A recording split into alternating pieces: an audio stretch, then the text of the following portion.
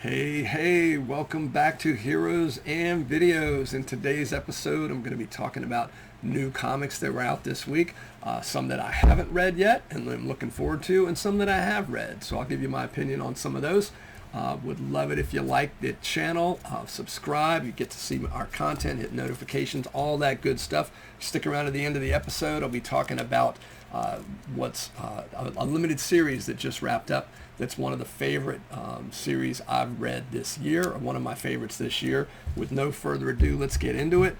A few books that I haven't read. Now, don't judge these just because I haven't got to them yet. I love these titles, but I am a bit behind on a couple of them. First up is X-Men. That's adjectiveless X-Men.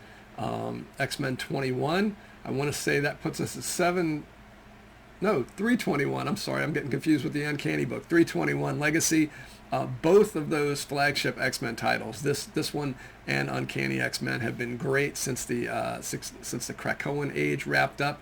I look forward to reading this. I'm a few issues behind. Don't let that skewer or color how you what you think of the book.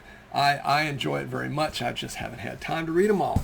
Next up is Behind the Trees Where Nobody Sees, Rite of Spring, issue number 2.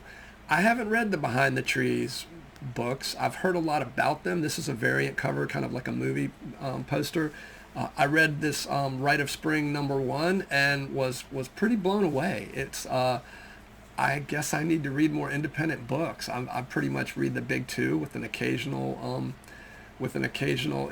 independent book out there, or I shouldn't even say independent, book that's not Marvel or DC. This is making me realize I should read more. This is a really, really interesting book. It's a little dark. It's a lot dark, kind of creepy, but fascinating storytelling. It's just really good. So that Beneath the Trees, Rite of Spring. Again, I haven't read that second issue. The first one was pretty phenomenal. One of my favorite characters, the Silver Surfer. Sounds like not great things are coming for Norrin Radd, because this is Death of the Silver Surfer mini. We've talked about this in some previous videos. I am caught up on this. The first 2 issues were very good. When I hear a death of a character in the title of a limited series, kind of turns me off a bit because it feels like a bit of a stunt. Maybe even on the heels of Fantastic Four First Steps, that we're not going to be having Norrin Radd for much longer. I don't know. I hope that's not the case. I love the character. Have his full run of his original series from back in the 60s. But I did pick up the first issue. It had a beautiful cover. It was, and it's Silver Surfer. It's really good. I've enjoyed the first 2 issues. I'm not sure where we're going next. I have an idea, but yeah, I'm enjoying the book and looking forward to turning the pages of that one. And then last, for the books I haven't read that are out this week, is Avengers 29. Not the Illuminati, as much as you may think that just from the way they're all gathered around Reed Richards. What is the Grail, it says, and what is its connection to Secret Wars. This may be, Marvel's tends to have some synchronicity between the films and the comics. Maybe they're building up some hype for next year's Doomsday, and then Secret Wars the year after that. I don't know. I look forward to reading it. I've enjoyed the Avengers title very much. But now let's get into the stuff I have read. Speaking of the Avengers, West Coast Avengers number 10. Beautiful cover there. The covers on this book have been just phenomenal. This wraps up this iteration, or at least this limited run. Legacy. West Coast Avengers apparently doesn't get a legacy. I do think it's interesting. They in the book they call themselves the Best Coast Avengers. I think at least once. I've really enjoyed this run. Firestar has had some great character development there. Down here in the corner, Kilowatt, I think was his name. I don't remember his new name, but that was a character that I really had no use for. I don't think a lot of people like this character, and they're doing a good job of redeeming him, or at least in making him a little more three-dimensional. So you kind of root for the guy. And the conceit of this book is it started out as rehabilitating supervillains. The idea being, can they put supervillains on work release in this West Coast Avengers team? Avengers has a long history of that, back to Avengers 16. You might even say back to Avengers 1 with the Hulk. But but yeah, that, with Avengers 16, where they took in Quicksilver and Scarlet Witch and Hawkeye, and they became great heroes. I don't know if that's what it's in store for Kilowatt there, but it's been a really good run. I'm hoping they'll do something else with those characters, or with West Coast Avengers after that one. Also under the Avengers umbrella, the New Avengers. I'm a big fan of the Avengers title. The New Avengers titles kind of, some of the offshoots I'm not always crazy about. Picked this one up on a lark, the first issue, and so far it's been really good, but honestly it reads more like the Defenders, like the original Defenders, where the lineup shifts and changes, and folks will come in here and there. Got a video I'm going to do on the Defenders before too long, and one of my favorite parts of that original Defenders title was how, certainly in the first 10, 12, 15 issues, the lineup issue to issue was almost never the same. It was really cool, but until they settled, and it was still cool after they settled into like 3 or 4 main characters every issue. But this lineup's more, I don't even want to say this title because it's got some negative connotations from the 90s, the old Secret Defenders book, where it was just characters out of left field that end up being part of the team. You'll notice there on the cover we've got Laura Linney, Wolverine, Namor, Bucky, the Hulk, Black Widow, Carnage is in here. Klee is way in the background there. But it's an interesting premise in terms of the villains that they're after. But the fact that it's such an interesting group of characters, and they don't always get along, and they are, half of them are anti-heroes half the time. It just reads a lot to me like the old original Defenders book, and I love that. Next up is one of the best comic books on the stands today, pound for pound, month in and month out. I never really know what they're going to do with this. That's Ultimate Spider-Man. We're up to number 20. This apparently was going to be pretty much a 2-year run, I think, based upon the number of months that the maker was, the evil Reed Richards, had been locked away. But you see there Gwen Stacy, Peter Parker, and Harry Osborn on the cover. And every issue is pretty self-contained, and yet I never know where they're going with the issue, and this one was no exception. Really good book. I mean, if you're, what is it they used to say, Stan Lee used to say all the time on the covers, if you're only reading one comic a month, this is it. For me, this is that book. This is month in and month out, just something else. This is one I'm a few months behind on, but I just got around to reading the first issue. The second and third issue is out. Maybe I'll do a video on the whole thing. I was very impressed. It's dark. It gets very dark, but it's Daredevil, and it's not quite the Dark Miller, Freudian slip there, the Dark Knight, Frank Miller stuff where, Spider-Man and the story's escaping me. It was done in that same vein. Like, the hero is very old in this book, and it's a future story about near the end of their days, if you will. And I was pretty impressed with this. So Daredevil, Cold Day in Hell.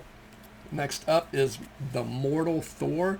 Talked about this a little bit in the most recent Mighty Thor Thursday. Another beautiful Alex Ross cover. It's the start of a new chapter in Thor's life there. This is on the heels of the Immortal Thor, which ran for 25 issues. This is the Mortal Thor. In the editorial pages in here, it says that this is the second act. So they have the Al Ewing has a plan, and apparently the Immortal Thor, the first 25 issues, which was just incredible reading, just a great story. It felt big, it felt mythological. Maybe for the first time since Simonson's story, it just felt like everything mattered in every issue. Just the scope, the mythology of it all. It was just well written. Every issue starts with a quote from an ancient Norse text, that sort of thing. And in this issue, he's the Immortal Thor, and it's a great jumping on point. He said it's the second act of 3. So apparently there's a lot more Thor coming in this storyline. Even if you hadn't read the first, the Immortal Thor, you can still pick this up because, frankly, you don't know what's going on when the story starts, and that's just a cool place to jump in, whether you have history with the book or not. Now we're going to get into some DC here. I picked this up for the cover, but I'm so glad I read it. This is Superman number 29.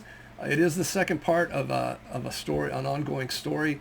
If you enjoyed the All In special a while back, and in terms of all of the stuff that started with with the absolute universe, I guess, Batman and Superman and all those things, and particularly the fate of Booster Gold, which I've been reading some of those specials here and there. I was a big Booster Gold fan, and I don't collect a ton of DC. I'm probably more of a Marvel guy, but the story that starts in Superman 28 and the Justice League stories that have been going on, and World's Finest as well, some of those are all tying into some big stuff at DC. And so I've got to go back and pick up Superman 28. This is 29. This leads into our next book. It is a striking cover, and just love this cover. This might go on my Superman top 10 list of covers already. I know there's some recency bias there, but that's great. And it leads into the next book, which is Justice League Unlimited number 10. Sorry for the spoiler on the cover, to save Doomsday. Yeah, that's a thing. This is Mark Waid, who is just doing some incredible work for DC on a number of titles. This is also part of that big storyline that has continued from that Superman. And so Justice League Unlimited continues to be just a great book. It is very much Justice League Unlimited. I don't know if you ever watched the animated series. There are a lot of heroes in this book. You don't need to know who everybody is. Waid does a great job of telling you exactly what you want to know or what you need to know. You can always find out more. I haven't read all the side stories that are going on in that storyline, but definitely what's going on in Superman and Justice League Unlimited, must reading if you're interested in that dark side storyline that started in All In last summer, I believe, summer a year ago. So finally, the conclusion of one of the better books I've read all year. This is a mind-blowing, trippy book. It's 3-issue limited series. It's called Benjamin.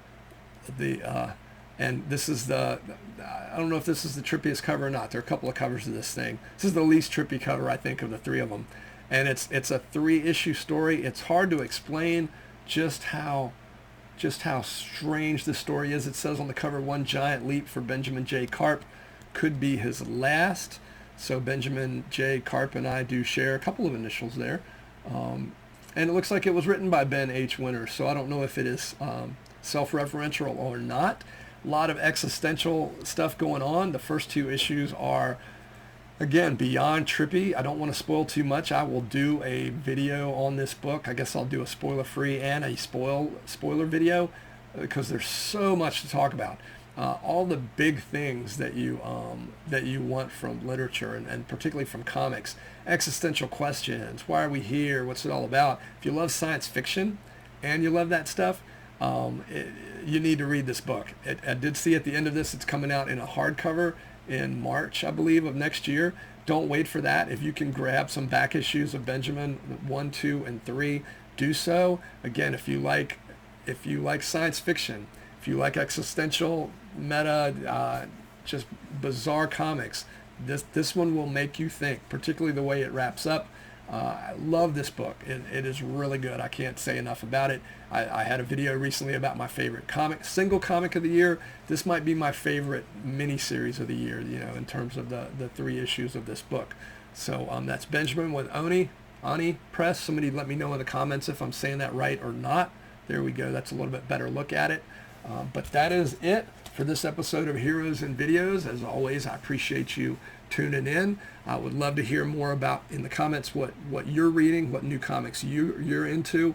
And as always, keep reading comics, keep going to see movies, and be kind to each other.